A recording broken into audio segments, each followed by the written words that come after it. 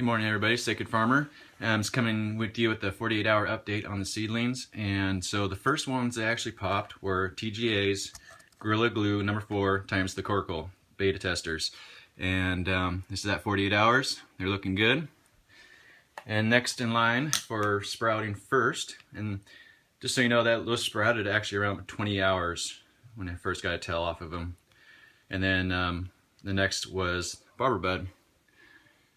They're definitely the healthiest, strongest ones though, and they definitely took off. All the Great Gardener seeds have always been amazing, fresh, you know, easy.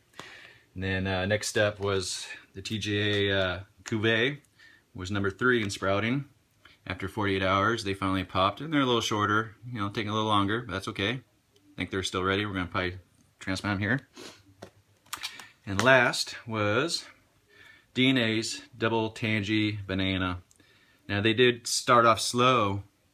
It took them actually 40 hours to finally pop versus the 24 on the first 2, but they came back, as you can see. So sometimes seeds just take an extra minute.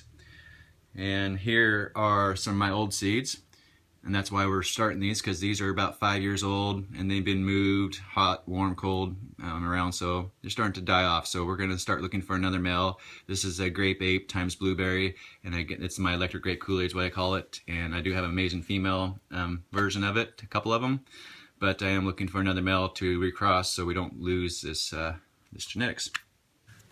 All right, so we're going to start actually planting these seeds. And so I just washed my hands, you know, bleached them. Usually I wear gloves, but I ain't got none today, so we're gonna have to deal with that. And what I do is I number 1 through 5, and one with the largest taproot goes number 1, smallest taproot number 5. So that's how we know, you know, sometimes breeding for a good root system is a good thing. And I don't like to place them too deep, you know, just enough to keep them happy. I don't sit there and force anything. I just let them fall in the little hole. I cover them up. That's it. So number 4. It's a little too deep of a hole. And the last one, that's number 5. Small, but it's good enough to transplant. It's ready to go, good enough. Oops. Alright, so we got the 5 Querkles down, Gorilla Glue, and then just lightly water. All this soil has been pre-drenched, wet, sat actually for 24 hours just because. And I'm using reverse osmosis water. I'm using Roots Organic soil. That's what the local store had, so it's what I used. And so now we're going to do the barber buds. Good seeds. Gotta love this barber bud. The Shishkaberry, man, it's an amazing strain. Good news is, as of last night, I just picked up Island Sweet Skunk, and finally got that part of our genetics here, and we're definitely gonna be using her. It's from the proven source from Vancouver, BC. The guy's had it for 15 years, and it's a great strain. Can't wait to run it. I had it about 10 years ago, and it's still one of my favorites all times. And unfortunately about using paper towels sometimes, which I normally don't like doing this. Normally if it's my own seeds, I will just plant them in soil and let them do their thing. But when you're donating money for certain things, you want to make sure you're getting good results. And so this way at least you know they got a good start. If they die, something weird happened. Alright, there's one, and it was a big enough one that we're going to be able to leave it out, sticking out a little as if it did it on its own. And see if I can get this one here. Sorry, I'm trying not to do it on the camera. Number 2.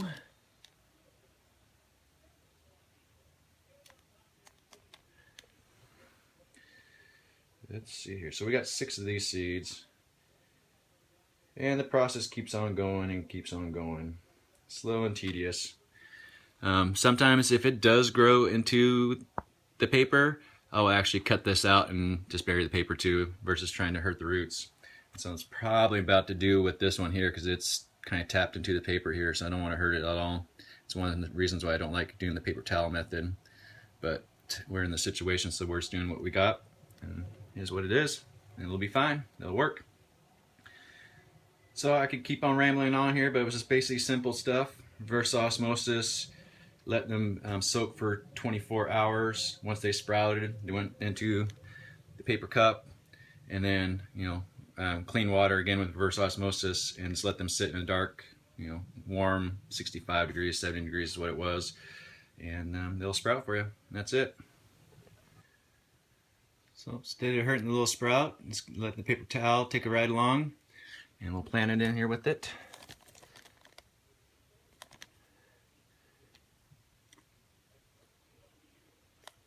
If anything, almost helps because of the water kind of holding some, well, the paper towel holding water retention. It can help actually. So not a bad thing.